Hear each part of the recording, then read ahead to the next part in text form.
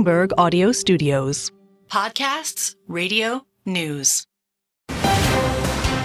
You're listening to the Bloomberg Balance of Power podcast. Catch us live weekdays at noon Eastern on Apple CarPlay and Android Auto with the Bloomberg Business app. Listen on demand wherever you get your podcasts or watch us live on YouTube. The day after an important vote in the House to fund the government, I have two important numbers for you. The first is 12 days to a possible government shutdown. Kailey, a couple more numbers, 220 to 202. That was the vote last night on this 6-month stopgap resolution. It would keep the government functioning through March. It also includes the SAVE Act that we've talked a lot about, which many Democrats consider a poison pill. 14 Republicans joining all but 3 Democrats in opposition. 2 Republicans voted present. And now what? We're joined by the ranking member on the Budget Committee to find some answers. Brendan Boyle, of course, Democratic Congressman from Pennsylvania. Sir, it's great to see you. Welcome back to Bloomberg TV and radio. There are questions about the Plan B now that we've had this exercise. Do you expect the Speaker to present you with a clean CR, or is the Senate going to solve this for us? Well, the final resolution of this has been painfully obvious to everyone except for perhaps Speaker Johnson and House Republican leadership. The reality is we need a clean continuing resolution, a clean CR, not something that has either a Democratic or Republican poison pill. That is the only way we're going to resolve this. And the sooner Speaker Johnson realizes that, the better off we will be. I am hopeful, however, that we will see that finally, and that's how we will resolve this to avoid a government shutdown.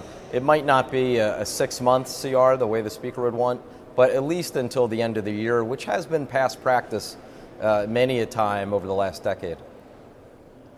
Well, so if it is just for December, leaving it to this Congress that is sitting now to sort out rather than punting it to the next one, Congressman, is there anything else that should be sorted out there as well, like debt limit negotiations rather than waiting until next year? Well, as you may know from previous times I've been on with you guys, I am the author of the Debt Ceiling Reform Act. We will be back on the clock in terms of the need to raise the debt ceiling come midnight, December 31st into January 1st. Now, of course, that won't be the actual X date. That will be some months later. Sure. But I've long believed that we need a permanent resolution of the debt ceiling. The sooner we get that done, the better for markets and the better for the American people, so that we would have the security and the knowledge that we won't, either by design or accident, end up jeopardizing the full faith and credit of the United States and bringing about what many economists left and right believe would be a worldwide recession. I want to ask you how you would describe this moment we're in here economically, Congressman. The Federal Reserve began a new regime by cutting 50 basis points yesterday, more than some actually expected, a bit less than some Democratic lawmakers were calling for. But it signifies a moment. And President Biden, speaking just about a half an hour ago at the Economic Club here in Washington, said it was not a moment of victory, but one of progress. This is something that I know that you have been working with on the administration for years here to bring down prices. Is it not time to declare victory now that the Fed is cutting? It's quite clear. We are achieving the soft landing. We have increased projections now of 3% growth for this quarter, combined with inflation that is reaching the 2% target. And that's what gave the Federal Reserve and the FOMC the confidence to be able to initiate this series of rate cuts, beginning with a robust 50 basis point cut. They would not have done that had they believed that inflation was still a major concern. We've had rates too high for too long, in my view. This is the highest that they've been in some 17 years. And I'm glad now that the Federal Reserve recognizes it's time to bring them lower. But make no mistake about it, this did not happen by accident. The record of achievement in the policies of this administration is why the United States leads the world in the recovery from the pandemic. Well, Congressman, as the cutting cycle has now begun, there's also the question of how long it might last as we move to a new presidency next year, either a Harris presidency or another Trump one. We've spoken with many economists here on Bloomberg TV and radio who have actually suggested this easing cycle could potentially be cut short if inflationary policies are pursued by either candidate. For Donald Trump, of course, we're thinking of tariffs, for lower taxes, but Kamala Harris, too, is talking about different subsidies, lower tax rates for some individuals. Both of these people want to spend and potentially have less revenue coming in simultaneously, Congressman. So what would you say to those concerns that even if it is a Harris presidency, inflation might rear its head once again? Well, first, let's be clear. Recently, Goldman Sachs, not exactly known as a bastion of liberalism or progressivism, Goldman Sachs released reports concluding that the Harris economic agenda would help the economy, while at the same time the Trump tariff agenda and his overall economic policies would spike inflation and lead to a dramatic increase in the deficit and the debt. So it's quite clear that both candidates are not alike. Now, in terms of how that would impact Fed policy, I trust Jay Powell and the Federal Reserve governors at their word that they will be data dependent. Hopefully, come January, it'll be a continuation of policies that have brought down inflation and not this sudden tariff, another way of saying tax agenda that Trump wants to pursue. You must be encouraged by some of the polls that we're seeing, Congressman, and I'll just stay right in your state of Pennsylvania. Siena and New York Times out today. Harris 50, Trump 46 in the swing state of Pennsylvania. We saw another from Quinnipiac yesterday showing Kamala Harris turning around a massive gap that Joe Biden had with Donald Trump when it came to who you trust to handle the economy, pulling even in Pennsylvania. If this is a standoff right now, how does it break out for one candidate or the other? The message in your state. Yeah, well, first, I didn't get too down when the polls weren't looking good, and I'm not going to experience irrational exuberance now that the polls are looking good on our side. An old Greenspan reference for longtime viewers. But I do think, however, that over the next 7 weeks or 47 days, we will see the polls move around a little bit as they have. I always expected, and I've said this before, that this race would come down to Pennsylvania, and I think Pennsylvania will be exactly as it was in 2016 and exactly as it was in 2020. Pennsylvania will be a one-point race. Right now, I would rather be our side than the other side, because in the end, I think middle-class Pennsylvanians will recognize there's only one candidate and campaign that's actually speaking to their concerns, while the other side, Donald Trump, is talking about God knows what, but it certainly isn't middle-class economics. Well, when we consider the middle class economics, though, or some of the economic proposals that have been put forward by the vice president and by the former president, there is some degree of overlap, Congressman. I could think of no tax on tips, for example, for service workers, potentially the child tax credit as well. And I wonder, given your seat on Ways and Means, whether or not you're the majority or still in the minority in the new Congress, if there are going to be some areas of bipartisan compromise in tax policy specifically that you think we could end up with no matter who becomes president. Well, you know, it's interesting. While Donald Trump and J.D. Vance talk a good game on the child tax credit, then when there's the opportunity to actually expand it and make it law, you don't see really any Republican support for that in the United States Senate. Heck, J.D. Vance didn't even bother to show up for the vote. Now, in terms of the no taxation on tips, look, that is something that I'm very interested in. There have been a number of Democrats over the years who have talked about that. But the reality is, at the same time, Donald Trump is also talking about further cutting corporate tax rates. When he was in office, contrary to what he talked about, when he was in office, his number one priority was the attempt to take away Obamacare from 30 million Americans. And then he followed that up with his large Tax Cuts and Jobs Act, which ended up ballooning the debt by $2 trillion. And as you know, 83% of it went to the richest 1%. So sorry if I don't trust Donald Trump's word when it comes to who he would be looking out for in taxation. Well, you're about to walk into a grand debate here on the expiring Trump-era tax cuts. And, of course, I know the former president has changed his opinion on the SALT deduction, for instance. So this could take on a lot of different forms. Something that's a lot more immediate is the cost of gas, energy in a state like yours. The president talked about that at the Economic Club, Congressman. I notice here, according to AAA, the average price for a gallon of regular unleaded in Pennsylvania, $3.36. How important is it going to be for that number to come down? And I'm asking you that as well, against the backdrop of this debate over fracking. I know Kamala Harris has changed her position on that, but it's something that, of course, hits very close to home in Pennsylvania. How important will that be in deciding your state? Yeah, so first, let me just say, because I can't resist on salt, I laughed out loud when I saw yesterday Donald Trump came out against his own law. Donald Trump is the reason why taxpayers in many states, including in suburban Philadelphia, no longer have the ability to fully deduct their property taxes and state and local income tax. That tax increase was because of Donald Trump. Now suddenly he's against it. I'm sure tomorrow he'll have a third position on it. But as far as gas prices, let's not forget, gas prices today on average are 70 cents lower at the pump than they were just a year ago. Gas prices spiked as a result of Vladimir Putin's invasion of Ukraine that began 2.5 years ago. Fortunately, prices have dropped considerably since then.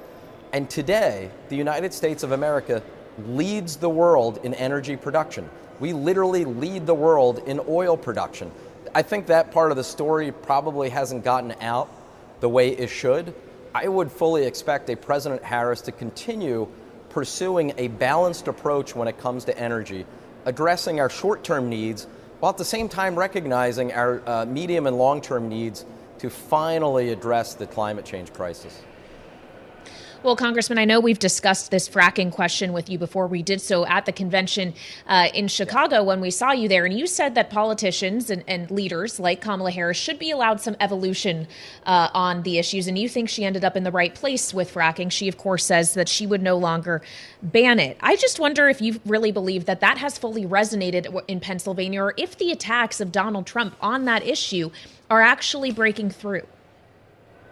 Yeah, well, you might remember I shared with you that certainly in my career, I don't have 100% the same views today that I had when I first was elected to office. I think most human beings recognize that's natural, and that as the facts change, your conclusions may change. I would point out, though, that Kamala Harris has been vice president for the last 4 years, and this administration has actually increased the leases for fracking. That was in the Inflation Reduction Act.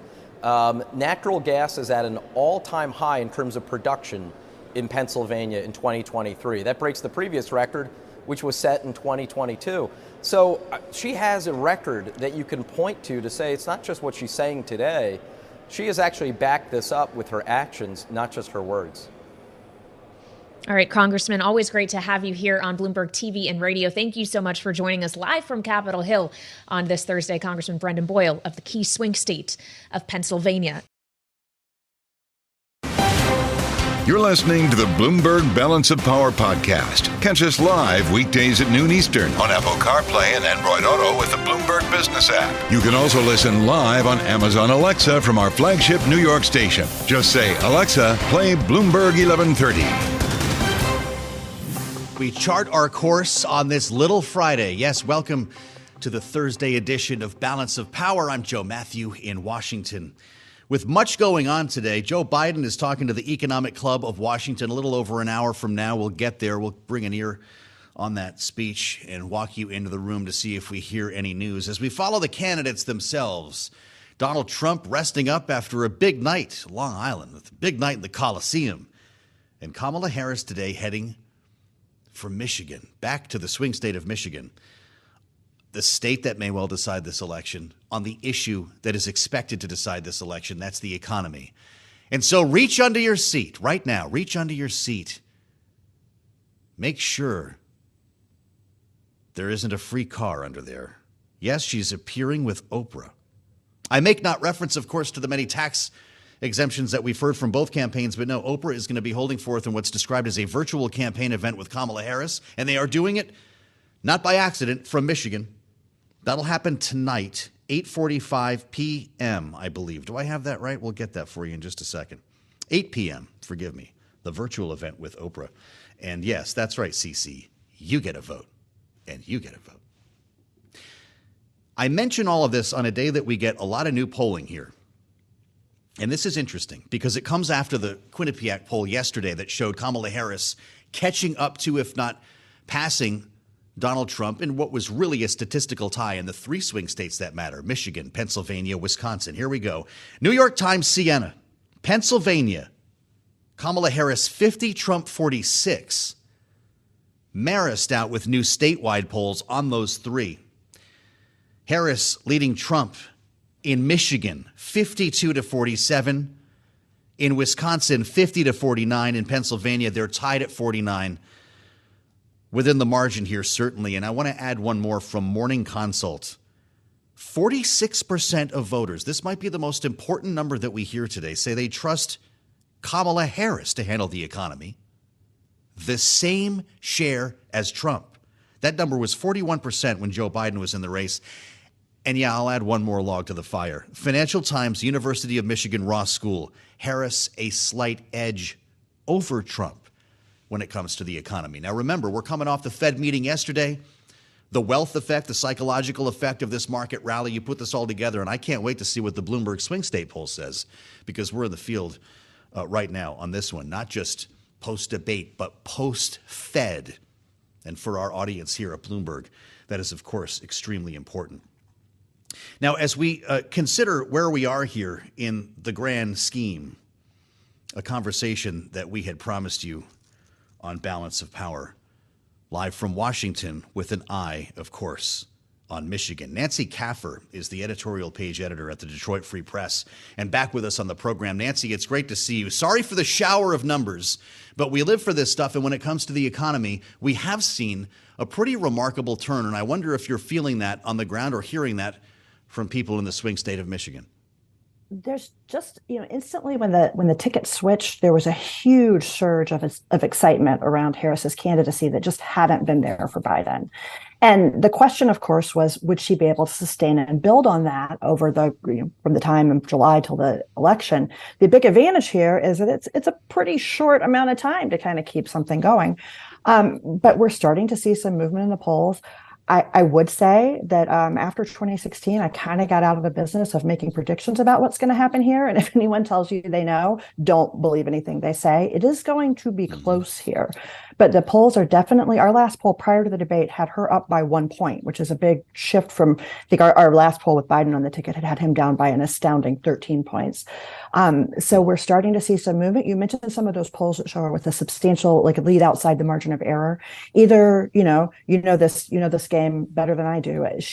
Either we're going to start to see more polls showing that result, or we'll find out those polls were outliers, but we're going to learn a lot. We got a very short amount of time here.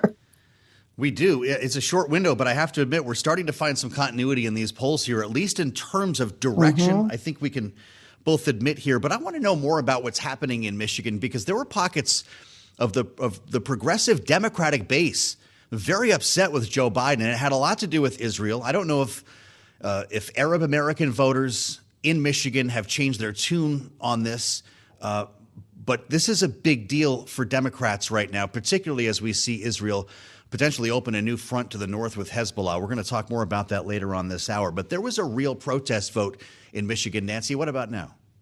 So there was, and I think it's important to understand that the Arab American vote was only a portion of that. There was a large portion of uncommitted. There are 100,000 uncommitted votes in Michigan in the presidential primary, which doesn't sound like a lot of votes until you remember that Trump won the state by about 11,000 votes in 2016, and Biden won by about 150,000 votes in 2020.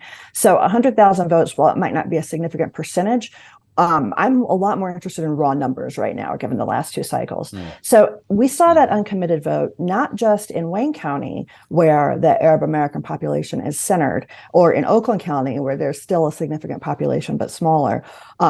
We saw it in Washtenaw County, where University of Michigan is. So there's a big college community there.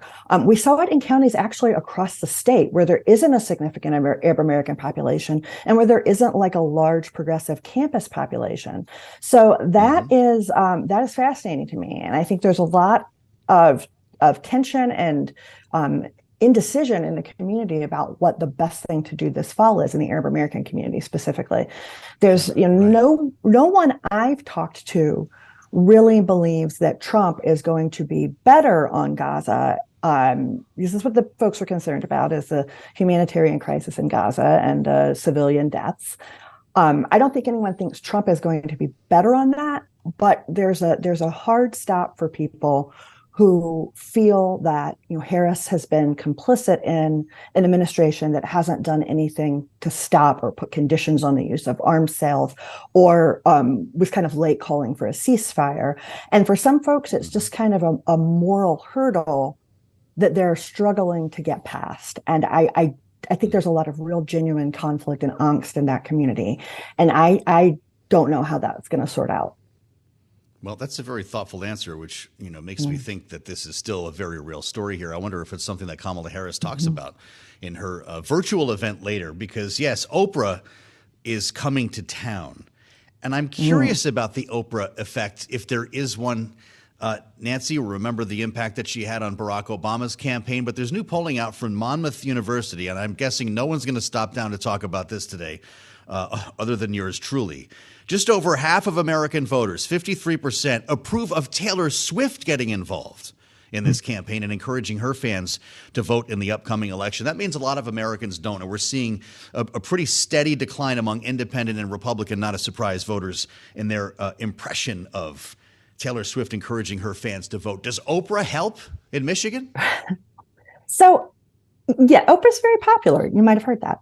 The thing is, when you look at where these candidates are coming, right? You've got Harrison Walls have typically been coming to Metro Detroit, area, which is a huge, the Democratic stronghold. Wayne County is one of the most Democratic counties in America. Oakland County has become much more Democratic. It used to be a Republican stronghold. For those of your listeners who don't have an encyclopedic knowledge of Michigan counties, it's a more affluent, more educated county. It's been trending blue. Washtenaw County, where Ann Arbor and the University of Michigan are, obviously much more Democratic and progressive. So the Democrats have been concentrating their attention in this area.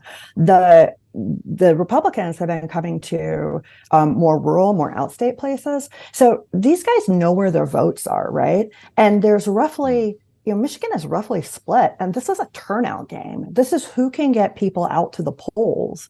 And I think you see that in what they're doing and where they're coming. And so Detroit is a very Democratic city, like 98% Democrat. We tend to have lower voter turnout in the city of Detroit proper. There's a lot of Black voters, and it's 80% Black. It's a city where turnout has lagged, and activating Detroit voters, getting them to have an incentive to go out to the polls, is a big objective for a Democratic campaign that wants to win statewide. So I think that's this Oprah play, which is, by the way, not open to the public, or I'm not even sure if it's open to media. It is, I think, clearly intentionally aimed at Black voters in Detroit. And there is a lot of people don't realize that there's a sizable population of, as there's been over the last, Detroit's population decline is probably something most of your listeners have heard something about over the years.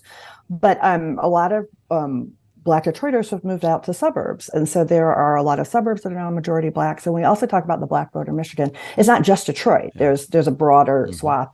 And I think that, this is a very intentional positioning in where this campaign is coming and who they're reaching out to, because they know who they need to turn out.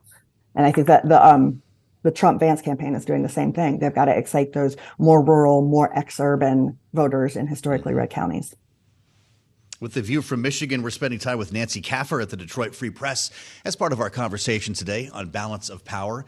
Just about a minute from now, we're going to be going to an important interview that Bloomberg's Lisa Abramowitz will bring us with the CEO of JetBlue. So, Nancy, in our remaining moment, I just wonder your thoughts, if we can be somewhat brief here, on the impact of the Teamsters' decision to not endorse, knowing that rank and file are leaning toward Trump. How does that impact, for instance, auto workers who have endorsed in this campaign in Michigan? I think there's been a disconnect between leadership and the rank and file for a while now. I think the leadership has been more historically aligned with Democrats. I think the rank and file has been turning, specifically toward Trump. I think this is probably, just further evidence of that. I think that It's going to be interesting to see how it plays out. A lot of times we're sort of getting primary source information as events play out in real time. The old saying that journalism is the first draft of history. So I hope we can talk about this after the election when we see how we see how these votes are shaken out. Well, we will talk about it after the election. I'd like to stay in touch with you until the election, Nancy. It's great to have you back. Nancy Kaffer runs the editorial page, editor at the Detroit Free Press. You're listening to the Bloomberg Balance of Power podcast. Catch us live weekdays at noon Eastern on Apple CarPlay and Android Auto with the Bloomberg Business app. Listen on demand wherever you get your podcasts or watch us live on YouTube. Thanks for coming along. It's Balance of Power. You made it to Thursday. Yeah, you're almost there. It's Oprah night tonight on the campaign trail. Kamala Harris holding a virtual event. Yes, with Oprah, who, of course, spoke at the Democratic National Convention in Chicago. This day after Donald Trump went swinging in New York, appearing at the Coliseum there, Uniondale. Remember, we talked about this, even though New York has not gone to a Republican for many, many years, and most analysts don't see that happening again, which raises questions about some of the travel decisions that are being made in this campaign. Of course, Trump was in Flint, Michigan 2 days ago, and we have new numbers on the swing states. Pennsylvania, Michigan, Wisconsin. Yesterday, Quinnipiac. Today, it's Marist. And Kamala Harris is either tied with or leading Donald Trump in all three. These are the three states that make up the blue wall, of course. Okay, Michigan, Harris 52, Trump 47. Wisconsin, Harris with a 1-point lead. They're tied in Pennsylvania. New York Times Siena brings forth Pennsylvania specifically. A lot of people think this is the state that decides the election. Harris 50, Trump 46. And as I mentioned, we're hearing more about Kamala Harris and the level at which voters trust her with the economy. She's pulled even with Donald Trump in the Morning Consult poll, 46%. And she's leading Donald Trump by a bit in the latest UMich Ross School poll. So this is a very important moment in the campaign. We're a day after the Fed. Everyone knows interest rates are coming down, stock market going up, and the potential wealth effect that could have, if only psychologically. Of course, that is the idea behind the wealth effect. See how our panel feels about it today. We've got a lot to talk about. With Lisa Camooso Miller, the former RNC communications director, is with us, host of the Friday Reporter podcast, joined by Adam Hodge, managing director, Bully Pulpit International, Democratic strategist, and former economic advisor for President Biden. Great to see both of you here. Welcome. I'm looking forward to this conversation. As yes, producer James calls us the balance of polls today. We've got a lot of data, and I apologize for all the numbers, but they create a mosaic, Adam, that would show Kamala Harris catching up with Donald Trump on the issue that will decide this election. They're basically tied on the economy. And when you look at the very small number of voters that they're fighting over here, this race is locked. And it really could not be a lot closer. And the polls where she's leading Trump, it's basically within the statistical margin of error. Adam, so how do you decipher these polls? I think, one, with a little bit of caution, these are a snapshot in time, right? So we know this is how voters in some of these states think right now. I know from talking to the campaign, they're keeping their head down on the ground. And so they're focused on, in Pennsylvania, for example, great that there's a poll that shows her up 4. They know they got 50 offices that are open and they got hundreds of volunteers and they got to get them out on the doors, knocking and try to get people to commit to vote. The early voting is just a few weeks away. And so they know that they're trying to get people energized, enthused to get ready and go out. I think that is where I'm talking to the campaign, where their focus is. I think on the numbers in the economy, though, it speaks to, she's been laying out more details in policy. And for people who watched the debate, that was one of the key numbers that jumped out to me in some of the latest polls, both the FT poll and the other ones that we've mentioned. People who watched the debate, they heard her talk about her plans for the economy, and they seem to be responding to it. And so the campaign certainly has got to be happy about that, but they know they got to do the work on the ground. Mm-hmm. Lisa, what's your take on this? And if you're Donald Trump, do you have to worry about the one issue that you really seem to own? That was, who do you trust to handle the economy? Who do you trust to handle interest rates? Or is this kind of a brief feeling of euphoria after the Fed finally started cutting? Well, I certainly think that. I think Adam's probably right. Both sides of this campaign have got to very well be very cautious about getting excited because there's still a little ways to go, Joe. So yes, I think economic news moving in the right direction under Kamala Harris and Joe Biden's administration, I think does work in their favor. Donald Trump still will always be the candidate that voters see as the one that they feel more confident as it relates to the economy, for better or for worse. I'm not so sure that the data proves that out, but that's sort of the way the voters have been feeling. Also, too, Joe, a lot can happen between now and then. And so I think the other question becomes how much of an impact does the fact that the Congress didn't get a continuing resolution done yesterday impact some of those polling numbers? There's so many other factors that really play here that I think we have to keep an eye on it. But certainly for the Harris campaign, they should be feeling very confident knowing that their messaging is hitting and it's working. And the Trump campaign has a lot of work to do in order to maintain that foothold that they had before this week. You know, we're going to be hearing from Kamala Harris, as I mentioned, later today with Oprah. Adam, I don't know if they're going to get to these types of issues, but what's the Oprah effect in the states that we're talking about? You go to Pennsylvania, Michigan, Wisconsin, talk about one of the most famous celebrities in the world here and what she brings to the race. Is it quantifiable? I think it's eyeballs, and it gets people to pay attention and hear Harris's name. And if it's another day where she wins the news cycle, where she can talking about her ideas and her vision, that's a win. And so that's where I think you can see her kind of leverage this moment. But I'm struck, Joe, also by what you talked about in your lead as well.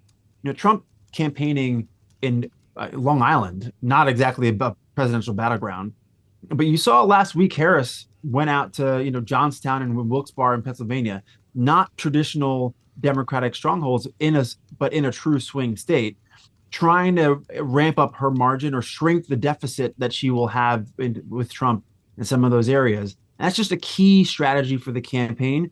Something you saw them do in Georgia. They did that tour after the debate where they went to Savannah and southwest Georgia, it's all about margins. And if you can hold down the margins in some of these key areas by talking about your plans, you're more likely to be successful on election day. Mm-hmm. Why is Donald Trump in New York? Lisa, a lot has been talked about his sort of desire to win the state despite the history. He says he's serious about winning New York City, which has voted Democratic in every presidential election since 1984. Is that time well spent? Well, I mean, it's certainly in the biggest media market in the country, right? So it's going to continue to draw a lot of eyeballs and a lot of people paying attention. For Donald Trump, that's his home city, so he's hoping that works out in his favor and that he makes history that way. And the other thing, too, to Adam's point, is that this race, the one thing these polls show us, Joe, is that this race is razor thin, that people are really still going to come down to how many people turn out and who's going to be in the ballot box. And so if you're Donald Trump, you're thinking, I'm in the biggest media market in the country. I'm making as much news as I possibly can, and I'm giving myself an opportunity to maybe win a city that ordinarily Republicans don't necessarily carry. So for him, perhaps that's the calculus that's going on in his mind. You know, he revived the claims of Haitian immigrants eating pets in Springfield last night. I bring this up, Adam, not to belabor this day after day, but the presidential candidate is bringing it up to talk about it. And he says he's going to visit both Springfield, Ohio and Aurora, Colorado in the next 2 weeks. There's been a lot of reporting on this. Wall Street Journal's got another dive on this today, making it pretty clear that the campaign very well knew that these claims were false. They actually reached out to the city government in Springfield on September 9th before Donald Trump said it on the debate stage on September 10th. Does Kamala Harris respond to any of this? I think she does by highlighting that this is just more of the same old chaos and division that you saw from Trump in his presidency. Poll after poll shows that that's what the voters are tuned off by the most. It's not that whether he's weird or whether he's doing other crazy things, although talking about people eating cats and dogs is a little bit weird. But it's more about this point about the chaos and division. And it could not be any more clear when you have the mayor of Springfield, the governor of Ohio saying, like, this is a bunch of nonsense. We really don't want you coming and distracting our community. It's tearing our schools apart. You saw actually one of her most powerful answers in that interview with the national black journalist this week talking about the kids going to school for the school class picture, and it all got canceled because there was there were bomb threats in the town.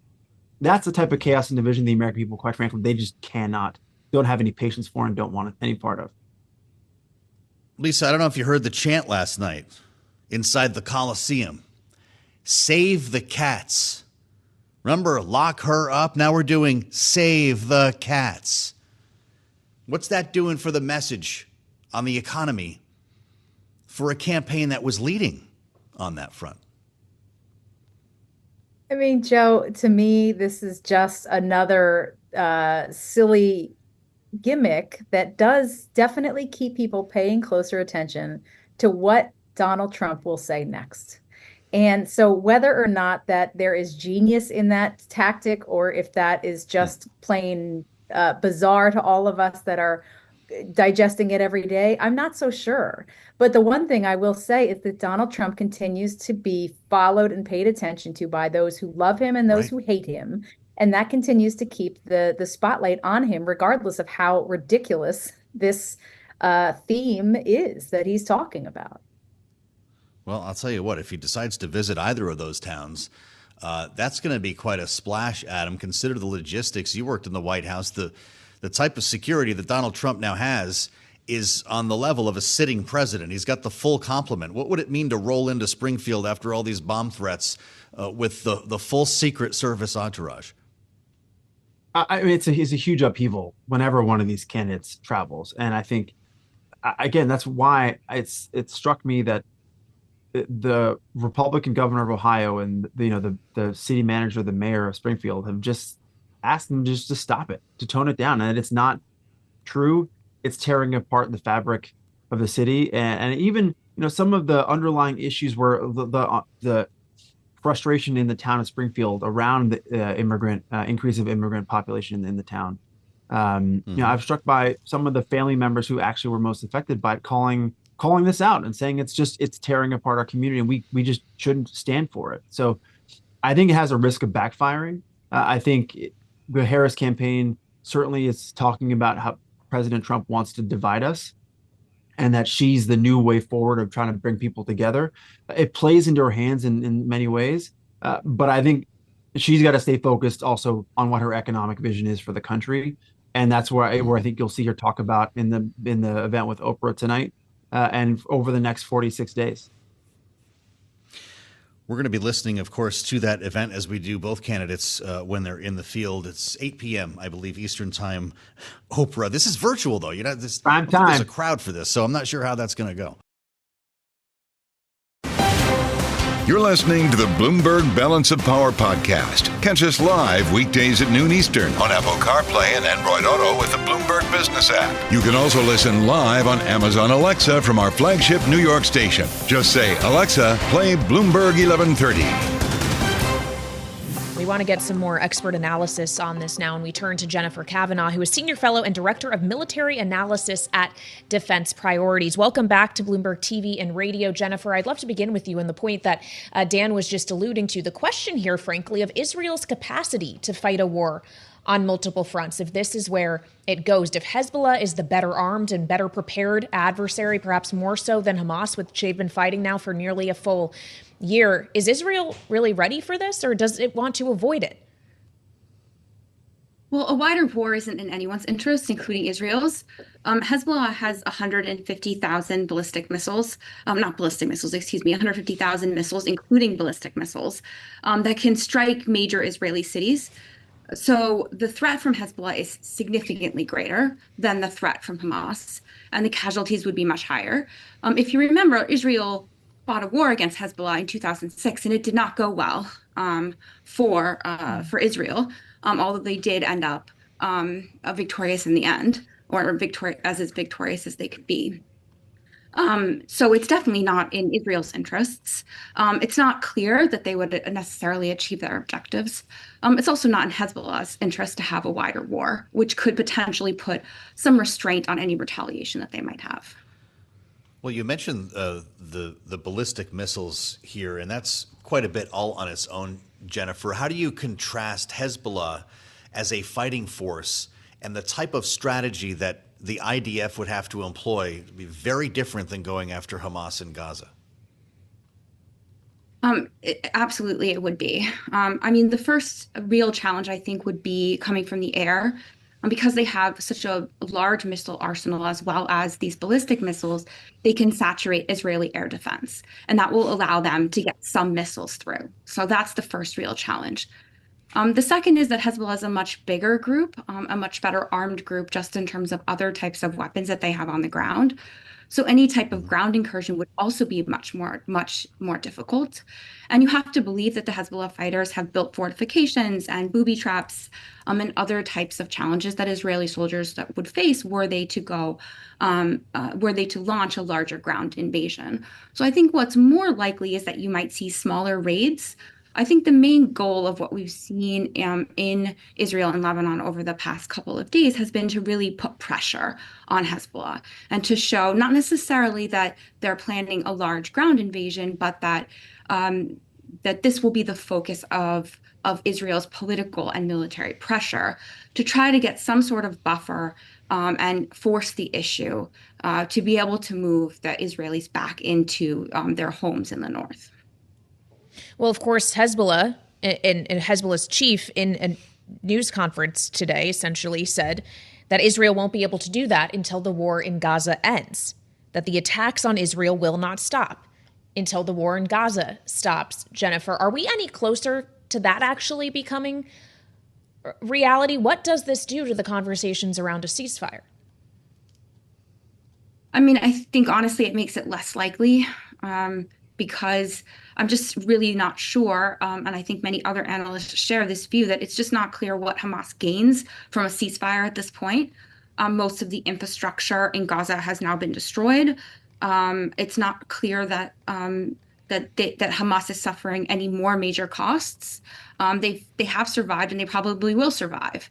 So there's no real incentive for them at this point to have any sort of ceasefire. I think the other challenge that Israel faces in moving citizens back into the north is just this idea of safety. If you're an Israeli citizen, even if the war in Gaza ends, do you feel safe going back until there's some sort of resolution to the challenge that it faced from Hezbollah? And I think that's why you see the Israeli government really pushing this military solution or military action, is that there has to be some event or change on the northern front that gives Israelis the confidence that they'll be safe if they were to return home. Mm-hmm. Axios, Jennifer, is reporting that Secretary of Defense Lloyd Austin is postponing his trip to Israel planned for early next week because of the escalation on Israel's border with Lebanon. What's the U.S. posture here? We had two very rare moves to have two carrier strike groups in the region as Israel was bracing for a retaliation that never arrived, a second one from Iran. How about now? Well, the United States has made it clear from the start that it supports Israel's right to defend itself. And that it would, help Israel defend itself were there to be an attack, especially from Iran. It's not clear how they would necessarily respond to attack from Hezbollah. I think if Israel was facing an attack from ballistic missiles, they might, again, as they did in April, intervene with some air defense support. But I think that would be the limit of it. So I'm not sure that necessarily much changes from the U.S. perspective. I think the urgency in the Pentagon and in the White House to try to avoid any sort of retaliation from either side is very high right now. The question is, whether or not that can hold. I think Hezbollah has really very little incentive to escalate. They may want to retaliate, but a larger war would be very damaging to the Lebanese population broadly and could damage their political support. I think the bigger question mark is what Israel does. And we've seen since the start, since October 7th, that the United States has very little influence over the Israeli political and military decision making. So I think that's the wild card here. All right, Jennifer Kavanagh from Defense Priorities, thank you so much with the latest analysis from the Middle East. And of course, Joe, you and I were having a conversation yesterday with someone who used to work for both the National Security Council and the National Economic Council at the White House, Jennifer Harris. Yeah. And we talked to her on the heels of a Fed rate cut about inflationary risks that still may be present. And part of what she spoke about was the inflationary risk that could be emanating from the Middle East if you do see an escalation of conflict and potentially a disruption to energy flows as a result. Thanks for listening to the Balance of Power podcast. Make sure to subscribe if you haven't already at Apple, Spotify, or wherever you get your podcasts. And you can find us live every weekday from Washington, D.C. at noontime Eastern at Bloomberg.com.